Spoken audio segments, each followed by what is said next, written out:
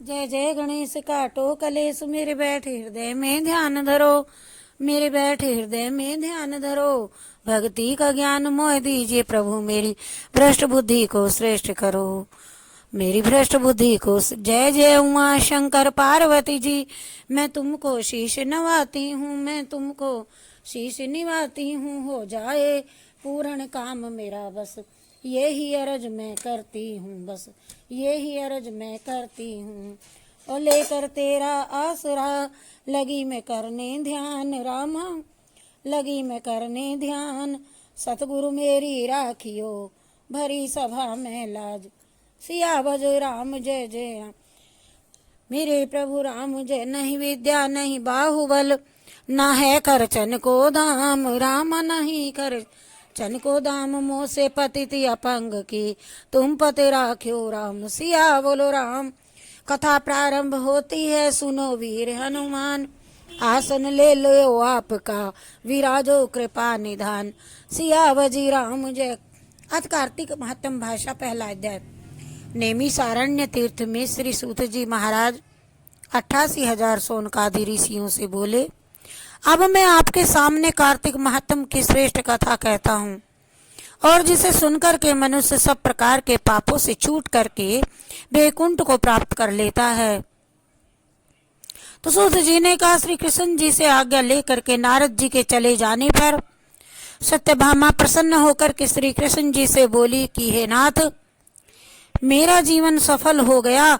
मेरे माता पिता भी धन्य हैं, जो आपकी 16,000 रानियों में से अत्यधिक प्यारी हुई मैंने यह कल्प वृक्ष आदि आपके साथ नारद जी को विधि पूर्वक दान में दे दिया, परंतु वही कल्प वृक्ष मेरे घर में सदा लहराया करता है, जिसकी बात को मृत्यु लोक में भी कोई स्त्री आज तक नहीं जानती।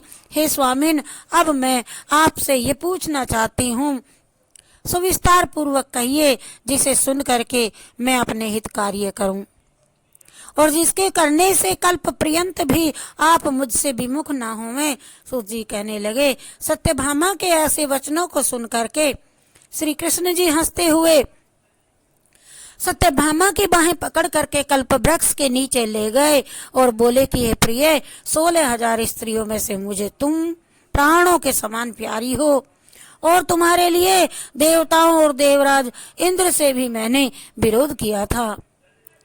उस महाअद्भुत वार्ता को आपको सुनाऊं, ले सुनो। सूत जी बोले, एक दिन श्री कृष्ण भगवान ने सत्यभामा के साथ गरुड़ पर सवार होकर के इंद्र लोक में जाकर के कल्प वृक्ष मांगा। तब इंद्र के न देने पर गरुड़ का इंद्र से घोर युद्ध हुआ था।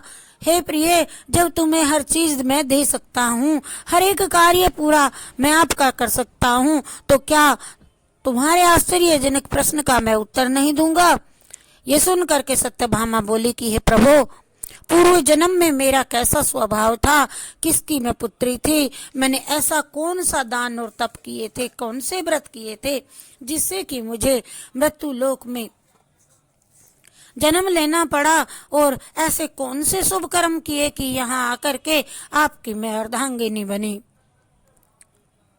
और आप गरुड़ पर सवार होकर के मुझे साथ में लिए इंद्र आदि देवताओं के स्थानों में फिरते हो। और तब भगवान बोले कि हे कांते, तुम पूर्व जन्म में किसकी पुत्री थी, कौन से पुण्य किए व्रत आदि शुभ कार्य तुमने किए थे, ले मैं सब कुछ कहता हूँ। पूर्व समय में सतयुग के अंत में मायापुरी में आत्री गोत्र में वेदों और यज्ञों को जानने वाला देव शर्मा नाम का एक ब्राह्मण रहता था। वह रोज अतिथियों की सेवा, हवन और सूर्य भगवान की सदैव पूजा किया करता था, इसीलिए सूर्य की तरह तेजस्वी वह खुद था। और उस ब्राह्मण के बुढ़ापे में एक गुणवती कन्या हुई, और जिसका विवाह उस पुत्रहीन बालक ने अपने चंद्र नाम के शिष्य के साथ में कर दिया, और वे दोनों पिता पुत्र की तरह रहने लगे। एक समय वे दोनों कुशा और समिधा लेने के लिए वन में हिमालय की तलहटी में पहुंचे, तो उन्होंने एक राक्षस को अपनी ओर आते देखा, जिसके भय से उनके शरीर शिथिल हो गए, और उनमें भागने की शक्ति भी ना रही।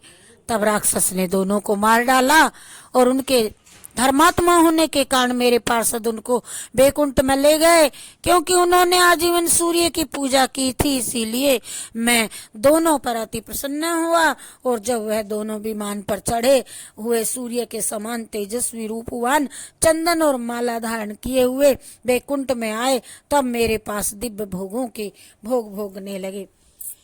जय श्री कृष्ण, जय राधे राधे। ये कार्तिक मास का पहला अध्याय है। हरि शरणम हरि शरणम हरि शरणम। कृष्णार्पणमस्तु, शिवार्पणमस्तु।